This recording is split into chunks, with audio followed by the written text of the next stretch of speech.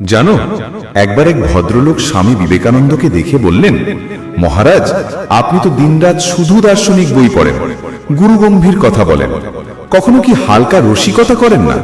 তখন স্বামীজি হেসে বললেন, আমি রসিকতা করি না মানে?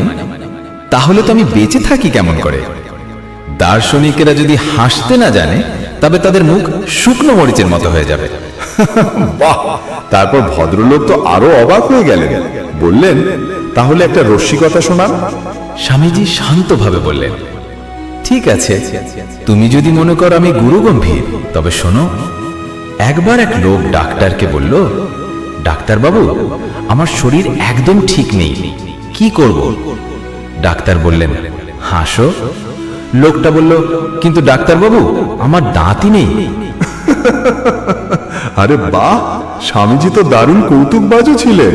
হ্যাঁ, তিনি বলতেন, হাসি মানেই শক্তি, হাসি ছাড়া ভগবানের কাছেও যাওয়া যায় না। আমাদের গল্পগুলি ভালো লেগে থাকলে আর বাংলা এন্টারটেইনমেন্ট চ্যানেলটি সাবস্ক্রাইব করে একটি লাইক করে পাশে থাকবেন।